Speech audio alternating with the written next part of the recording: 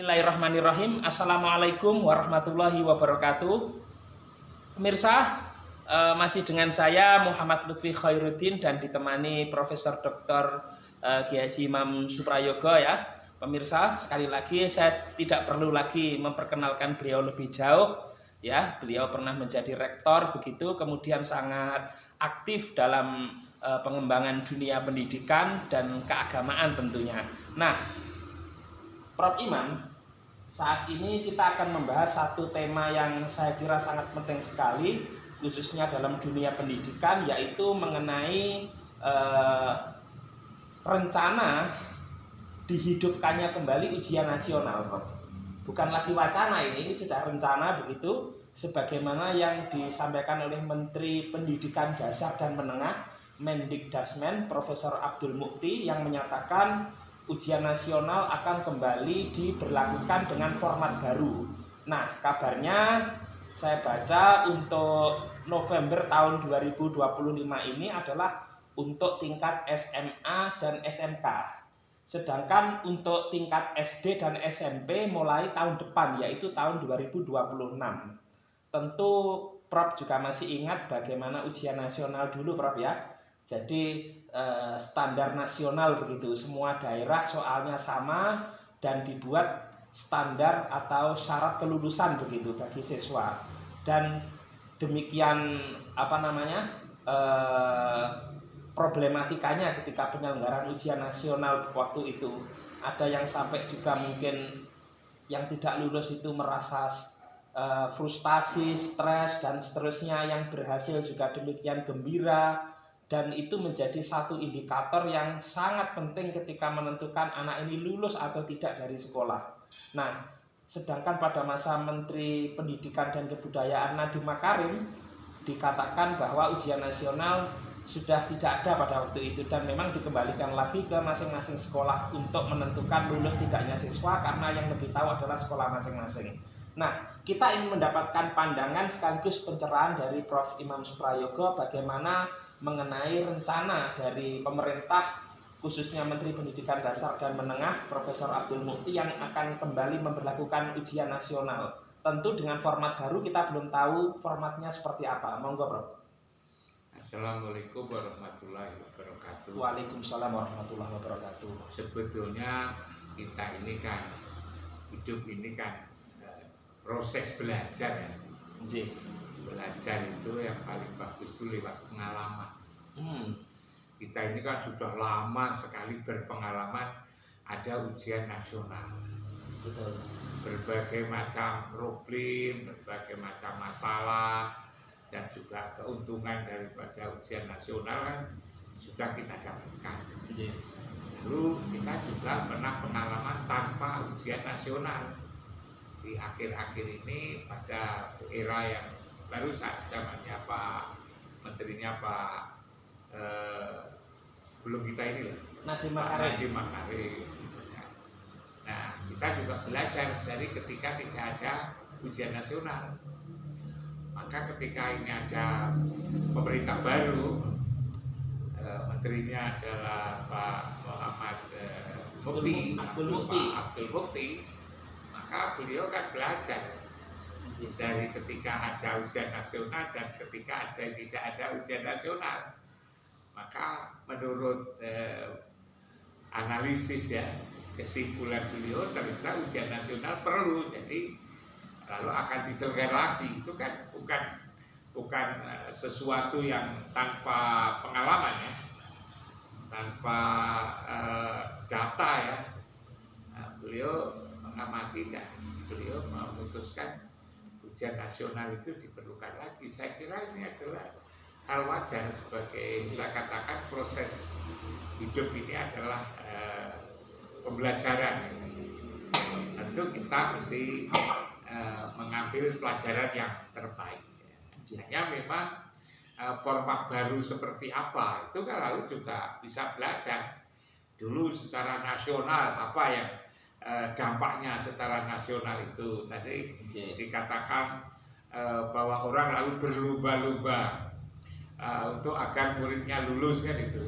Sebab kalau tidak lulus dampaknya juga banyak sekali kan begitu. malu, pemerintah daerah malu, kepala sekolah malu. Akhirnya lalu ujian sampai ribet kan. Ujian nasional, ujiannya kan lebih ribet daripada ngajarnya. Ngajarnya kan tidak seribet ujiannya.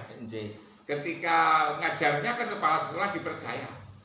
Tapi ketika ujian, kepala sekolah malah tidak dipercaya.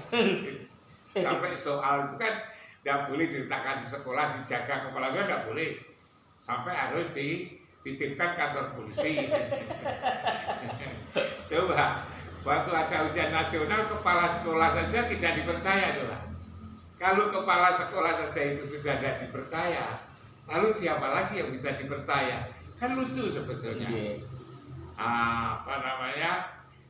Padahal sebenarnya kenapa diamankan sampai seribet itu agar kan tidak nyontek gitu kan. Padahal kan sebenarnya nyontek itu kan dia sedikit. Nyontek kan paling-paling kan satu kalimat, satu kata, bahkan juga satu huruf kan. Kalau itu multiple choice kan satu huruf, ABC kan gitu kan. Nah, agar tidak nyontek saja harus seperti itu. Padahal sebetulnya kalau pasca sarjana memang juga tidak nyontek. Betul. Tapi malah copy paste. Oh, copy paste. Copy paste kan. Betul. Untuk menyusun tesis disertasi kan. S2 S3. S2 S3 itu kan. Iya, Bro. Jadi sebetulnya nah karena itu belajar dari seperti itu, format baru seperti apa ya. Iya. Dulu waktu saya sekolah SMP, SMA itu juga sudah ada itu ujian nasional. Oh, sudah ada. Sudah ada. Hanya ujian nasional itu memang itu kebijakan nasional, tapi pelaksanaannya itu per karisidenan. Gitu. Oh. Jadi misalnya Karisidenan Malang itu membuat soal untuk Karisidenan Malang. Oh. Waktu itu kan belum ada komputer. Iya. Jadi misalnya SMA A nanti dikoreksi oleh SMA B. Oh. SMA B dikoreksi oleh SMA C. SMA C dikoreksi SMA D. SMA D nanti koreksi SMA A itu kan. Oh, gitu. Sehingga saling itu, tapi tidak bisa kerjasama karena itu kan banyak yang terlibat. Itu juga bagus itu. Itu tahun berapa, Prof? Saya SMP, saya lulus SMA itu tahun 70. 70-an. 70 itu tahun 70, gua tuh 70 tahun 70 itu yang lulus SMP. Oh, 70. SMA. 1970. Nah, itu seperti itu. Sehingga masing-masing sekolah itu berusaha untuk membuat menjadikan murid-muridnya itu lulus. Lah soal nanti juga dibagi gitu kan. Katakanlah misalnya soal ilmu hayat, yang dulu ada ilmu hayat ya, biologi itu dibuat misalnya SMA, bahasa Inggris dibuat oleh ini, lalu mata kuliah matematika gitu kan dibuat ini, sehingga semua membuat soal. Oh. Nah, sebenarnya itu ada kebersamaan. Oh, tidak terpusat kayak sekarang. Tidak terpusat sampai sekarang. Karena itu kalau misalnya apa yang pengalaman ya seperti tahun 60-an 70 itu digunakan kan bisa jadi namanya nasional. Betul. Tetapi agar karena masing-masing provinsi itu berbeda-beda kan. Betul. Jawa Barat berbeda, DKI berbeda, Jawa Timur berbeda, maka bisa jadi itu disebut nasional bareng waktunya gitu kan, bareng jenis soal yang diujikan, tetapi soal bisa dibuat oleh provinsi masing-masing. Sehingga dengan begitu provinsi di daerah Papua itu tidak mengerjakan apa yang dikerjakan oleh anak Jakarta karena memang kondisinya beda. Punya kekhasan. Punya kekhasannya masing-masing gitu kan. Itu bagus itu. Saya kira begitu. Bahkan lalu juga bagaimana misalnya kecintaan mereka kepada daerahnya masing-masing kan. Itu bisa dinilai dari situ. Sehingga lalu akhirnya orang anak Jawa kan harus tahu Jawa. Betul. Anak Madura kan harus tahu tentang Madura. Betul. Anak Papua, anak Bali harus tahu tentang Bali. Sulawesi, Kalimantan itu bisa dilihat nanti di situ. Bagaimana kecintaan masing-masing. Sebab bangsa Indonesia kan dari bangsa Majemuk. Bangsa Majemuk itu kan ikatannya kan mulai dari apa itu namanya lokal ya kan, Lokal. nilai-nilai lokal, Ya. nilai-nilai lokal Papua, nilai-nilai lokal Bali kan itu kan, nilai-nilai lokal Jawa. Tapi lalu juga ada dia oleh keindonesiaan gitu kan, Nasionalnya. nasional. Lalu kemudian juga misalnya dari sisi agama, betapapun agama juga menjadi penting. Oh. Yang penting. Hanya lalu kalau yang Muslim pakai Islam juga jangan dikasih soal-soal Hindu. Gitu kan? Iya. Hindu ya dilihat kemampuannya tentang kehinduannya, tentang Buddha ya tentang kebudaannya, tentang Islam juga tentang keberislamannya. Sehingga lalu nanti Indonesia itu yang disebut plural itu betul-betul terukur semua. Yang Ada nilai-nilai lokal, ada nilai-nilai keindonesiaan, ada nilai-nilai keagamaan betul. di situ. Yang Masing-masing Oke. provinsi agar lalu bisa semua berperan gitu kan, semua berperan. Memang untuk cara seperti ini secara nasional tidak apa namanya, tidak tercapai ya, artinya satu nasional untuk semua ya tidak.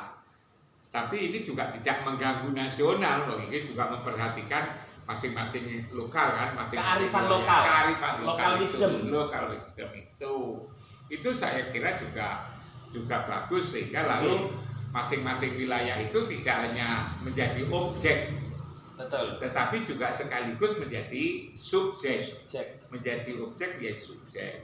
Itu yang pertama. Yang kedua, bagaimana sesungguhnya bangsa ini lewat ujian nasional seperti ini itu dibangun budaya mutu gitu loh. Budaya mutu. Budaya mutu. Budaya menghargai masing-masing. Jadi Bali ya mutu Bali, Jawa mutu Jawa, mutu budaya mutu. Pokoknya masing-masing wilayah itu, provinsi itu bagaimana mengangkat nilai-nilai yang dianggap adiluhung ya, luhur gitu kan, nilai-nilai luhur itu saya perlu. Sebab ini di Indonesia itu yang belum ada itu adalah memberikan penilaian hebat kepada bangsanya sendiri. Oh, Bangsa Indonesia itu sebetulnya kan ada apa namanya? Ada minder, istilahnya rendah diri ya. inferior. Inferior itu kan. Kalau sudah dari luar negeri apa saja itu kan Dianggap bagus. dianggap hebat kalau luar negeri. Terus minder. Lalu minder. Baju saja kalau udah baju dari luar negeri hebat. Jam saja kalau dari luar negeri hebat. Bahkan juga pendidikan itu kalau di luar negeri hebat. Kuliah di luar, alumni luar, Iya. lulusan luar dianggap hebat. Dianggap hebat. Bahkan sampai agama pun kalau disebut dari luar negeri itu hebat. Kan lucu. Padahal Aneh kan? nggih. Ya kalau sudah soal-soal sains teknologi, kita Iya. kan belajar dari barat ya apa-apa lah kan menurut saya kan. Iya, Bro. Belajar teknologi dari Jepang gitu kan. Iya. Dari Amerika, dari Eropa, dari Iya. Jerman kan memang kita dalam sains teknologi kan masih kurang. Betul. Tapi dalam hal agama sebetulnya kita ini harus sudah menjadi guru. Sudah waktunya menjadi guru. Sebab kalau agama itu kan belajar tentang bagaimana hidup sebetulnya. Iya. Nah hidup ini itu punya kultur yang masing-masing. Belajar kultur keagamaan kok kita lalu ke misalnya ke Pakistan, kita kok belajar ke Libya. Padahal kultur Libya, kultur Pakistan, kultur Yaman berbeda daripada Indonesia ini. Mesir, Bro. Kayak pergi ke Mesir, mestinya orang Mesir itu diajak belajar di Indonesia tentang agama. Yaman itu diajak belajar agama di Indonesia ini. Indonesia itu kan sudah kiainya sudah hebat-hebat. Tapi kalau Perguruan bicara tinggi Islam agama, kan Bro, juga banyak. kalau bicara agama khususnya Islam kan dari Nabi Muhammad, beliau dari Arab. Orang mengira ya di Arab belajarnya, Bro. Tapi kan kehidupan ini kan juga tidak saja murni agama kan. Oh, nggih. Tapi kan ada kultur, ada Iya. budaya. Betul. Yang lalu kemudian ketika sudah berjalan sekian lama kan budayanya kadang-kadang lebih kental daripada agamanya itu sendiri. Iya. Gitu kan? Agama itu apa? Wong agama itu di dalam dada ini sebetulnya. Iman itu kan yang ada di dalam dada. Maka sebetulnya belajar agama itu bisa saja di Indonesia ini, apalagi lembaga-lembaga pendidikan keagamaan di Indonesia kan sudah maju seperti ini. Ada Universitas Islam Negeri Jakarta, ini Syarif Hidayatullah, ada Universitas Islam Internasional, ada UIN Malang, ada UIN Jogja. Itu kalau sama bandingkan dengan di berbagai negara itu, kita ini sudah unggul.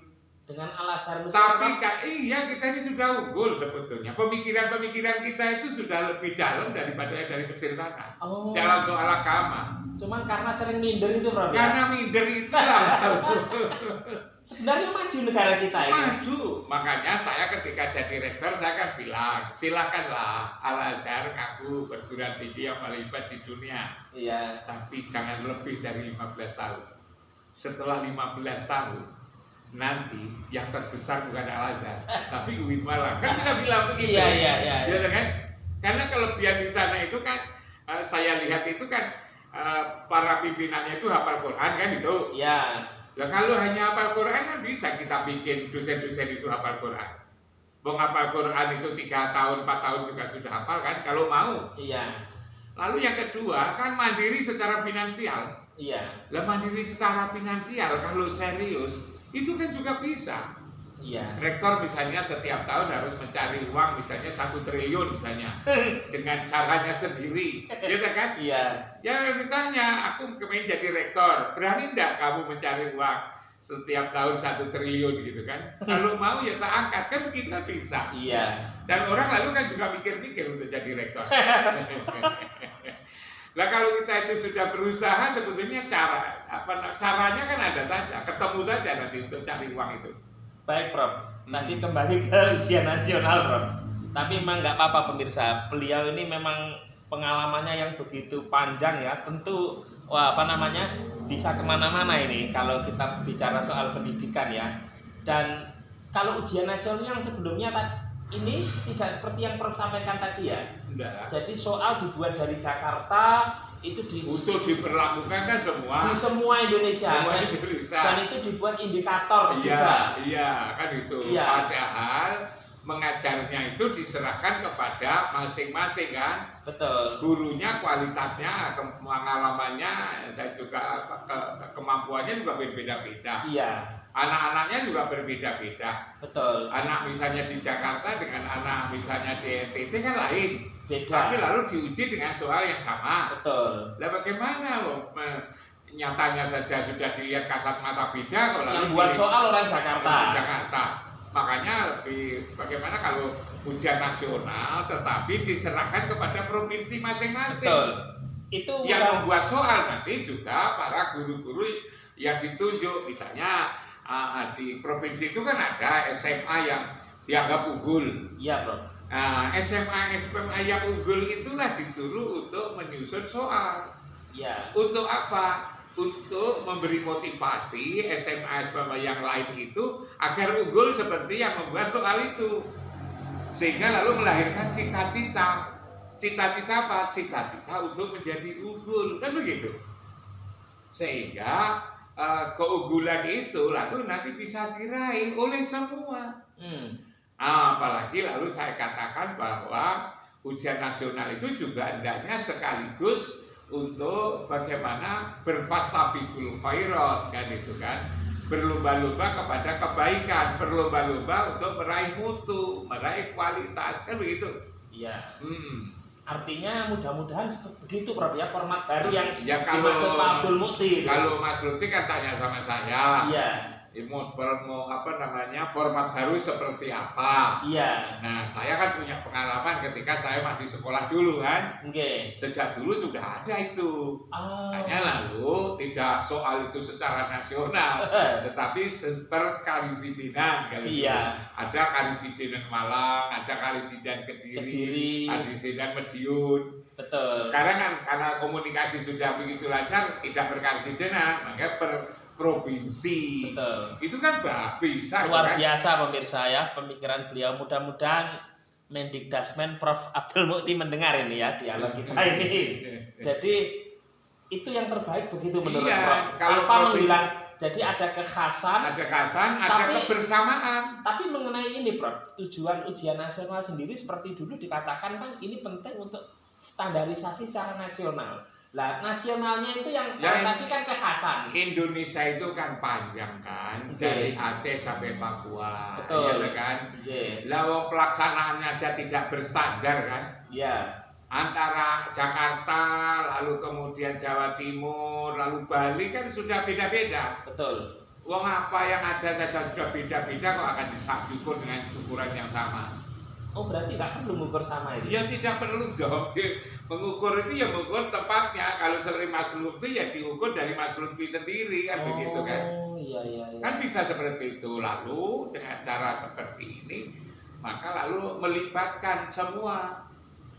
Jadi saya katakan tadi soal misalnya dibuat oleh masing-masing provinsi. Betul. Provinsi yang membuat siapa? Tunjuklah SMA unggul, SMK unggul. Betul. Mereka buat soal sehingga dengan keunggulannya ini punya kewenangan untuk membuat soal. Lalu untuk apa ini? Sekolah-sekolah yang lain nanti akan berusaha menjadi unggul. Betul. Itulah yang saya katakan bagaimana membangun budaya mutu. Oke. Nah, lalu tadi saya katakan lari ke hal-hal yang tadi pembicaraan kita kan. Oke, Bro. Kita ingin menghargai bangsa ini. Kita ini yang belum ada itu kan mempromosikan dirinya sendiri. Kalau sudah bangsa Indonesia IQ-nya hanya selebeh kan itu kan, dan itu bangga ngomong bangsa Indonesia IQ-nya lebih itu kan. Padahal nggak baik gitu. Padahal nggak bagus itu, padahal nggak bagus. Orang itu lalu menjadi minder itu tadi. Iya. Bangsanya lalu menjadi bangsa yang minder. Melihat yang di luar semuanya. Siapa yang membuat bangsa menjadi minder? Ya bangsa Indonesia sendiri. Iya. Karena itu mesti harus ada perubahan ya, orientasi untuk membangun kepercayaan diri sendiri bahwa bangsa kita ini adalah bukan bangsa tempe kan itu kalau Pak Karno dulu. Bung Karno. Bung Karno dulu. Bangsanya bukan bangsa tempe. Iya. Tapi bangsa yang hebat gitu. Betul. Pelaut kan itu Iya. kan. Lalu bangsa yang mandiri namanya berdikari itu. Iya. Jadi sebetulnya bangsa Indonesia ini menjadi seperti ini bisa jadi karena dirinya sendiri. Iya. Bukan dilembekkan oleh orang lain, tapi dilembekkan oleh dirinya sendiri. Lah, bagaimana ini dibangkitkan? Lewat pendidikan itu. Mulai dari pendidikan dasar, pendidikan menengah, lalu menjadi pendidikan tinggi. Betul. Orientasi pendidikan itu adalah membangun kepercayaan diri sendiri. Tatkala ujian nasional juga, ujian nasional tidak saja menjadi objek, tetapi menjadi subjek. Tapi Prof setuju kalau ujian nasional nanti apapun formatnya itu dipakai sebagai syarat kelulusan. Loh bagaimana kalau itu tidak dijadikan syarat kelulusan ujian itu? Apa lalu orang mau? Ya kan? Atau orang mau? Ya namanya ujian ya saya lulus. Ujian itu kan ada yang lulus, ada yang tidak lulus. Betul. Ya kan? Ujian itu ada yang lulus, ada yang tidak Sekarang lulus. kan rata-rata lulus semua, Bro. Karena diserahkan ke masing-masing sekolah. Kalau misalnya ada yang lulus tidak lulus, memang dampak psikologisnya luar biasa, terutama malu begitu seorang siswa. Kalau dulu waktu saya masih SD itu begitu. Jadi ada orang itu yang lulus dapat gerak jadi ijazah. Iya. Tapi dengan adanya ujian nasional itu dapat sertifikat lulus nasional. Yang tidak lulus ujian nasional tetap dapat ijazah. Oh. Tapi kalau yang lulus ujian nasional selain ijazah mendapat lulus ujian nasional. Bedanya apa nanti fungsinya? Bedanya itu yang lulus nasional itu nanti bisa mudah untuk sekolah lanjut. Untuk misalnya dari SD ke SMP, dari SMP ke SMA. Kalau yang hanya ijazah? Yang ijazah itu tanda bahwa dia tamat belajar. Tamat belajar SD, ya kan? Tamat belajar SMP, kan begitu dulu itu. Ada dua, saya kebetulan lulus nasional gitu kan, tentu saya juga dapat ijazah, jadi dapat 2 Iya. gitu. Yang ijazah ujian nasional saya pakai untuk ke SMA negeri. Betul. Tapi kalau yang dah lulus tapi dapat ijazah bisa lalu kursus atau Betul. bisa lalu sekolah swasta kan itu. Iya. Benar-benar itu. Tapi tetap ada pengakuan bahwa ada orang yang berprestasi, ada orang yang setengah prestasi, orang yang tidak Betul. berprestasi. Untuk apa ini semua? Agar orang berusaha untuk menjadi yang berprestasi. Kan begitu? Oke. Prof Imam, kita tahu bahwa Prof ini kan sering melakukan perjalanan ke luar negeri, Prof ya. Tentu banyak negara yang Prof lihat di sana, termasuk dalam dunia pendidikan. Apakah ujian nasional semacam ini, Prof? Mungkin di luar negeri beda itu. Di beberapa negara yang Prof kunjungi ya, dari berbagai benua ini, Prof yang sudah keliling kita tahu kemana-mana ya, di Timur Tengah, Eropa, benua Amerika, Afrika, Prof Imam kita udah tahu semua. Itu apa ada, Prof? Nah, yang menarik Pendidikannya di luar negeri secara umum bagaimana itu di sana, Prof? ya beraneka ragam kan itu kan. Oke. Masing-masing negara itu berbeda-beda Oke. gitu kan. Hanya yang menarik itu saya ketika di Maroko. Oh, di Maroko. Betul. Di Maroko Afrika itu Utara. ada provinsi namanya Susi. Apa, Prof? Susi. Susi. Ingat saya lupa. Oh iya iya. Saya namanya Susi. Apa Iya. yang menarik dari Susi ini? Anak-anak di sana itu sekolah tidak kepingin dapat ijazah. Nah, tapi anak sekolah itu kepingin bisa. Mereka misalnya yang diyakinkan apa? Hidup ini perlu matematika, Oke. gitu kan? Perlu berhitung, Ya, perlu menulis, ya, perlu membaca, ya. perlu olahraga. Gitu. Oke. Manakala mereka itu sudah bisa hitung, bisa membaca, bisa menulis, bisa olahraga, dia DO. Dengan cara Ya keluar aja. Kalau ditanya kenapa kamu DO itu, di provinsi itu DO. sudah bisa. Karena saya sudah bisa nulis, karena sudah bisa baca, saya bisa hitung. Lah Dia keluar. ijazahnya, Prof? Tidak perlu ijazah. Nah, setelah keluar mereka itu lalu menyesuaikan dengan keinginannya. Iya. Kalau dia itu ingin menjadi seniman ya, Oke. maka dia bergabung dengan kelompok-kelompok seniman hebat. Oh, Di situ aja ikut aja itu suruh apa aja. konsentrasi seni sudah. Seniman ya. Kalau dia ingin pelaut, maka bergabung dengan pelaut-pelaut hebat. Disuruh apa di situ dia mau. Dengan ilmu yang tadi didapat. Didapat, Iya. ya kan?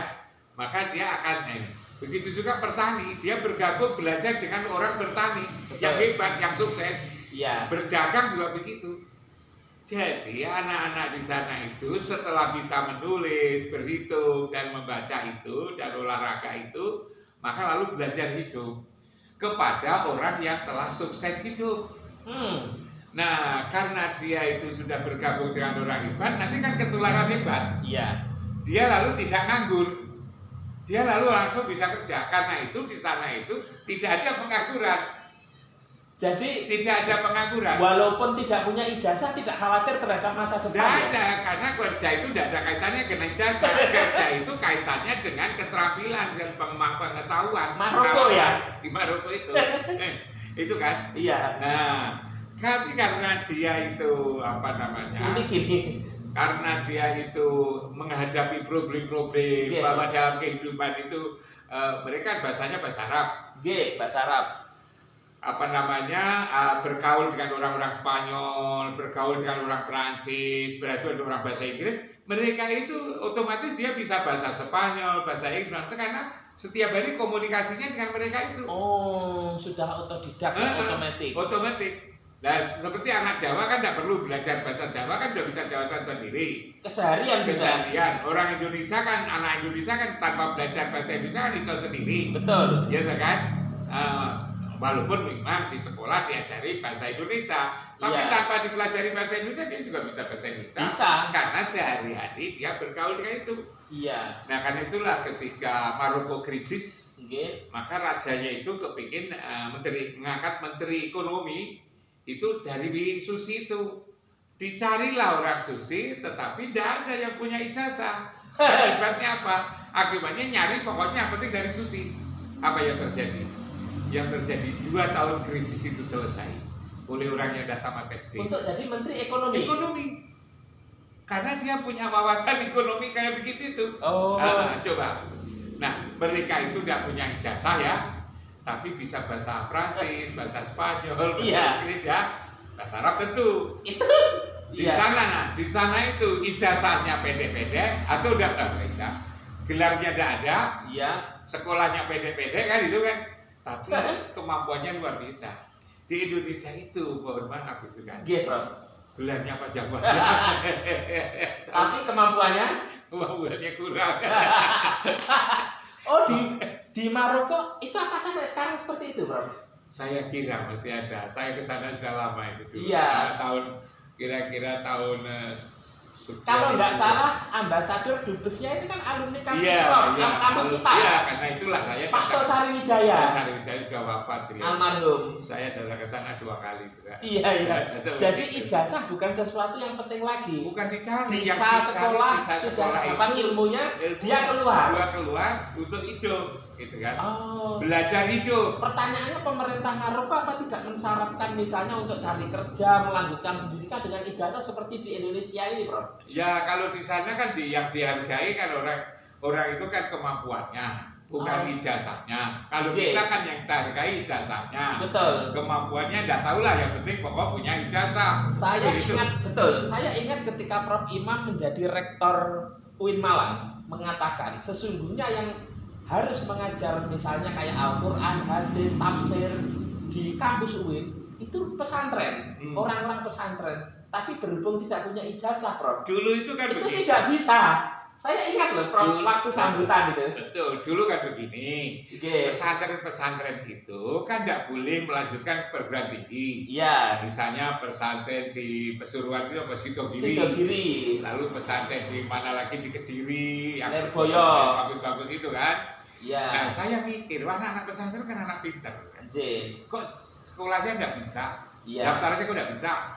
Waktu itu lalu saya mikir, udahlah saya beranikan diri, survei ya, nilai sendiri, lalu tak kasih SK bahwa pesantren-pesantren tertentu yang saya sebut dari hasil penilaian itu sudah setara dengan SMA kan itu, Alia kan itu. Karena itu anak-anak pesantren supaya bisa kuliah. Tapi tatkala kuliah, saya kan memperlakukan pengajaran bahasa Arab 1 tahun intensif. Ya kan? Sebab apa? Perguruan tinggi Islam kok lalu tidak bisa bahasa Arab, kan aneh. Perguruan tinggi umum kan tidak bisa bahasa Inggris, kan aneh. Iya kan? Maka lalu saya suruh belajar setiap hari 5 jam kan itu.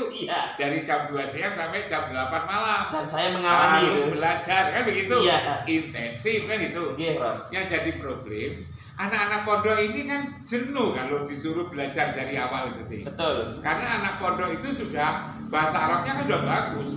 Mereka sudah bisa membaca kitab kuning kan itu kan. Sudah melontok, sudah luar biasa. Akhirnya kan lapor kepada saya. Mosok Pak, kami ini disuruh belajar ini. Kami sudah bisa membaca ini dengan bisa memahami kitab-kitab ini. Nah, kalau gitu gini. Tak bilang waktu itu. Orang di dunia itu bisa dikelompokkan menjadi 2. Satu orang bisa, yang satu menjadi orang tidak bisa. Yang itu orang pinter, satu menjadi orang tidak pinter. Yang pinter mengajar, yang tidak pinter belajar. Di kampus ini karena sampean masuk di sini, maka sampean masuk kategori yang mana dalam bahasa Arab? Kan masuk yang pinter, sudah bisa baca kitab. Karena itu kamu kesini ini nanti tak kasih nilai A bukan karena kamu belajar, tapi karena kamu mengajari orang kan itu. Kalau kamu selama 1 tahun itu bisa memintarkan orang 20, tak kasih nilai A. Sehari-hari kesini kamu tidak belajar, tapi kamu ngajar.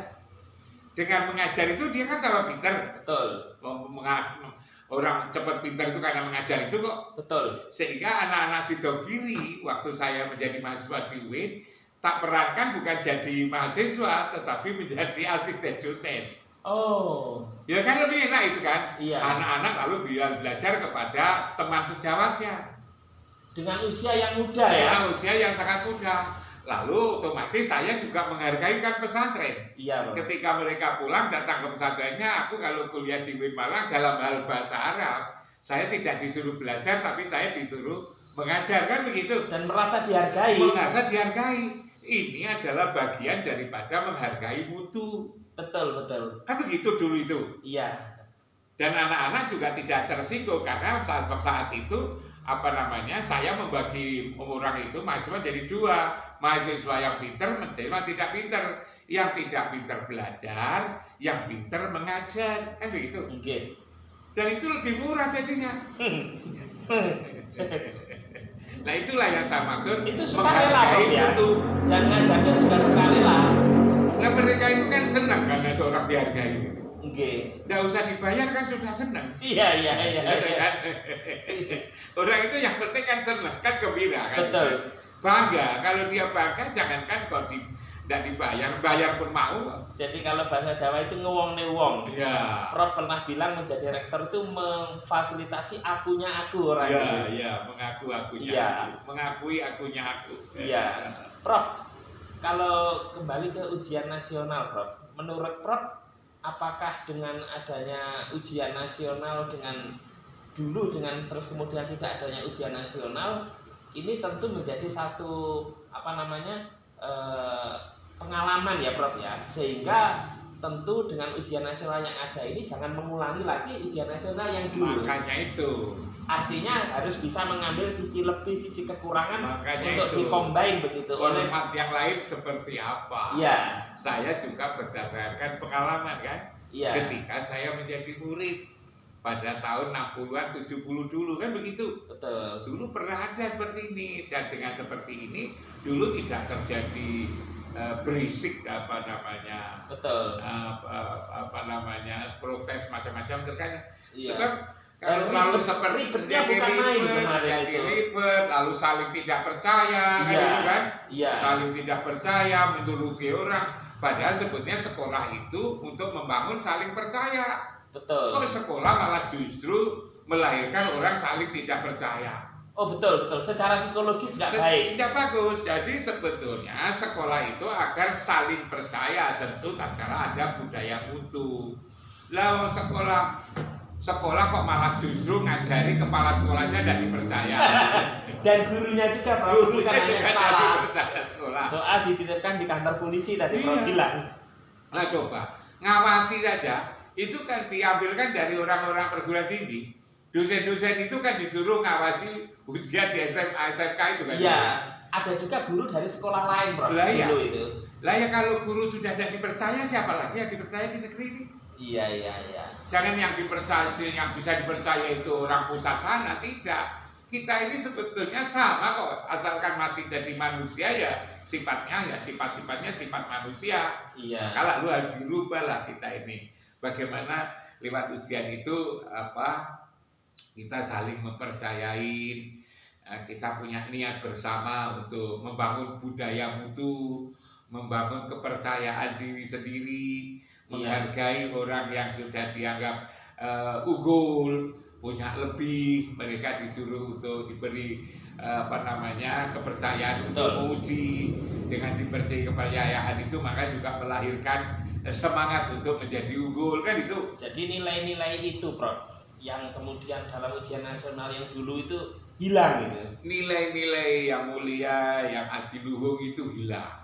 Mereka hanya memenuhi standar-standar formal. Betul. Lalu menjadi formalitas. Iya. Formal bagus, tapi lalu menjadi formalitas itu menjadi kurang bagus. Dan mudah-mudahan Menteri Pendidikan Dasar dan Menengah Prof Abdul Mukti mengambil pelajaran Prof ya dari yang sebelum-sebelumnya, sehingga ujian nasional yang dikatakan nanti format baru itu bisa lebih baik dengan tanpa menghilangkan nilai-nilai yang Prof Imam Suprayogo sampaikan tadi yang bagus, sehingga ke depan ini pendidikan di Indonesia tentu menjadi semakin baik, Prof. Ya, menjadi semakin maju. Bagus, dibangunlah kepercayaan diri, saling mempercayai, saling membutuhkan agar bangsa ini menjadi bangsa yang unggul. Dan satu lalu hal, jangan punya membangun kesan bahwa bangsa ini adalah bangsa tempe itu loh. Bangsa yang rendah itu loh. Dan melihat kita asing ini itu, punya kelebihan. melihat luar negeri kita selalu wah. Wah, gitu. sementara ketika melihat dalam negeri selalu turun, rendah, Padahal bahkan belum tentu. termasuk agama pun Indonesia itu sudah bagus sekali. Iya, betul. Orang Indonesia itu kan orang yang sopan-sopan. Coba kalau haji aja, dikatakan yang paling bagus orang-orang dari mana? Kan orang dari Indonesia. Iya. Kenapa orang Indonesia dikatakan bagus kok tidak dijadikan tempat tujuan belajar dalam agama? Iya kan? Iya. Kalau soal hafalan itu kan karena kita tidak ngapalkan. Tapi kalau untuk membangun pribadi karakter yang bagus, menghargai orang lain kan, Iya. asalkan jangan kebablasan. Menghargai orang lain, merendahkan diri sendiri. Ya. Orang lain selalu mengunggulkan dirinya, kita selalu mengunggulkan orang lain. Yang mengunggulkan kita tidak ada, akhirnya kita ini menjadi rendah. Harusnya ya mental diri kita kita juga sendiri. kita rendah kan begitu. Iya. Artinya yang bisa membanggakan bangsa kita ya kita, Ya kita sendiri. orang Indonesia. Dan kita tunjukkan bahwa kita ini adalah bisa. Gitu. Iya. Dan banyak orang-orang pinter ya Prof ya di negara kita ini. Ya sebetulnya itu kan kalau kita itu diberi kebebasan, keberanian, keterbukaan, tapi juga tanggung jawab, itu cepet kok sebetulnya. Iya. Coba seperti misalnya di Malang itu kan ada Universitas Muhammadiyah Malang.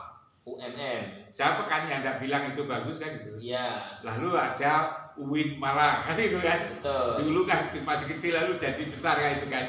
Akhir-akhirnya Malang Ibrahim Malang. Nah, kalau dulu kan menjadi rendah, tapi sekarang kan sudah ada kesejajaran, kesetaraan dengan perguruan tinggi yang lain. Equal. Itu. Nah itu bisa dalam waktu singkat sebetulnya, asalkan ada yang mimpin untuk menjadi maju kan begitu. Iya.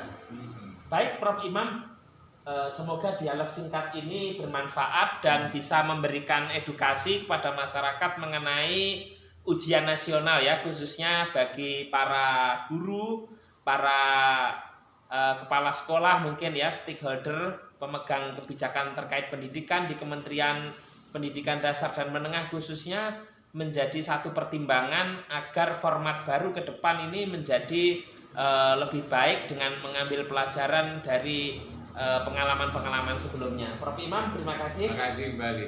Sekian, wassalamualaikum warahmatullahi wabarakatuh. Waalaikumsalam.